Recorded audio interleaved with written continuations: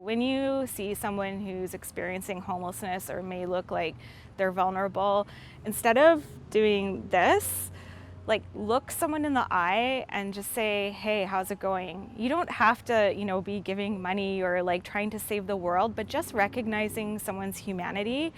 So often, even pre-pandemic, what we hear is that like people feel invisible.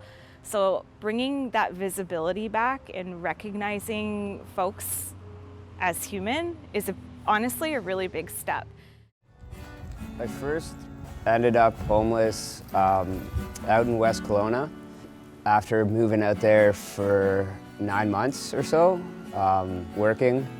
It was the first time I was sober for my life since I was 13, and it got a bit too much for me, and I ended up having a mental breakdown and lost my job and couldn't pay my rent, and I ended up relapsing on crystal meth and injecting it this time around. And yeah, 2-3 months after I lost my job, I ended up on the streets and been on the streets ever since. Lots of things have held me back from finding stable housing.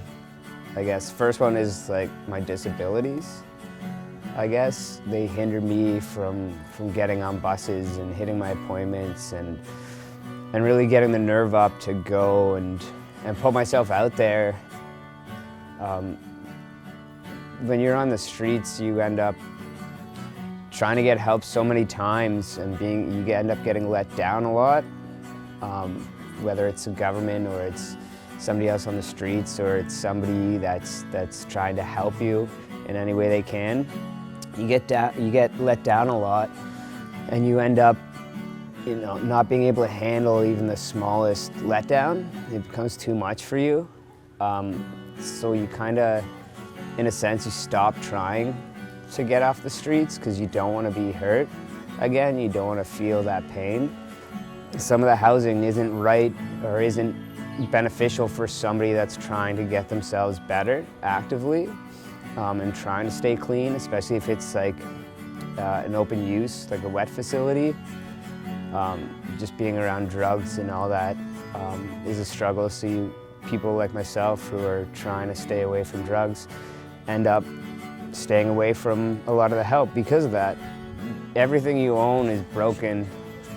You get stuff from the dump or from garbage cans, and you're trying to use broken things to better your lives. So then when that fails, it's just disheartening, and then you got on top of that everyone mistreating you, and you can't even do something as simple as get a meal in a day even.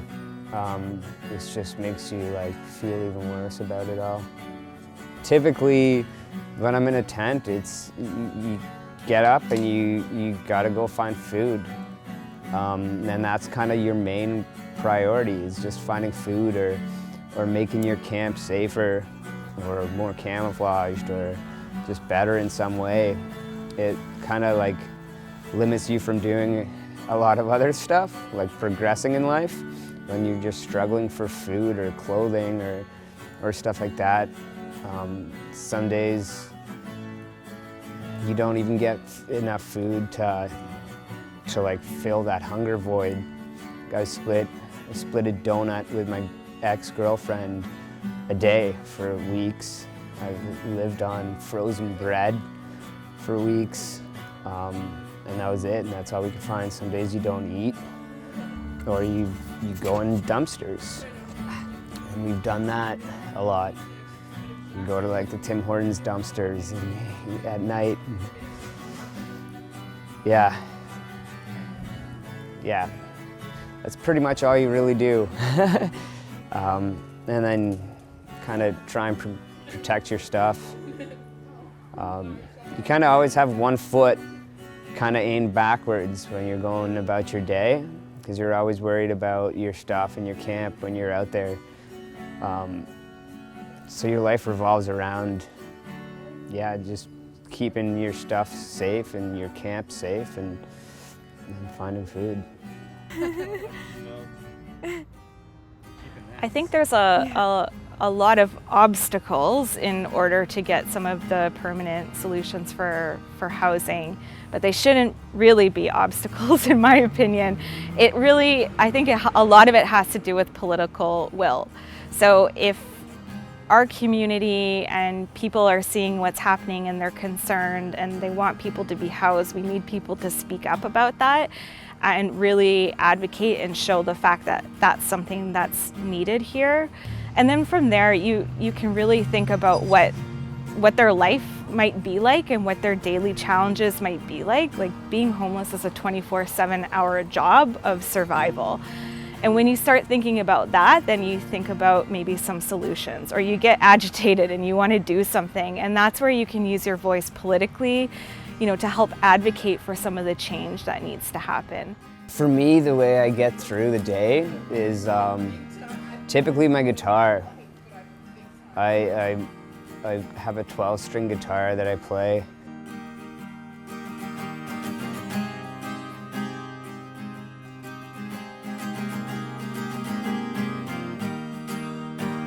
Most days, and that helps me it's the only thing that can take my stress away in life, and it helps clear my thoughts. I also color a lot. I got really into coloring since I hit the streets, and it helps just focus my brain a lot.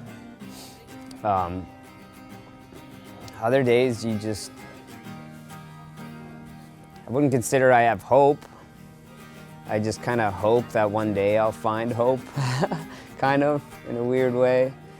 I don't really have anything to keep me going.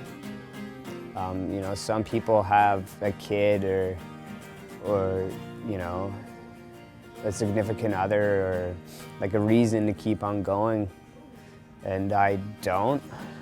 What I've been telling myself for years is, out of the billions of people I could meet in my life, and the millions and millions of places I could go and experiences I could have, why the hell do I want to die with a needle in my arm in a tent by myself? Why do I want to do that to myself?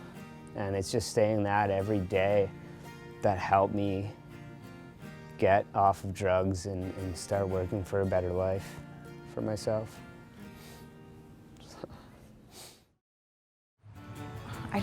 We have to take care of one another. We're a small community, we're a caring community, and we can do a lot better than what we're doing now. And yeah, start small, but also use your voice for good. Yeah. I want everyone to spend 2 minutes out of their day talking to the homeless people that they pass throughout their day. Spend 2 minutes finding out their names, talking to them like a human being. Find something out about them, listen to their stories. You can learn so much from them. And on the flip side, the other side of the fence, it could just be the thing that saves somebody's life. My life was saved by a talk with a 7-year-old kid, a 2-minute conversation, and that brought me right back from the edge. And all it takes is 2 minutes out of your day to be a human being to another human being. Right now I'm working on a project, turning it into a nonprofit that'll house, educate, rehabilitate people from the streets by providing, they build their own tiny houses as they go through a program. They'll also house low-income seniors and anyone struggling.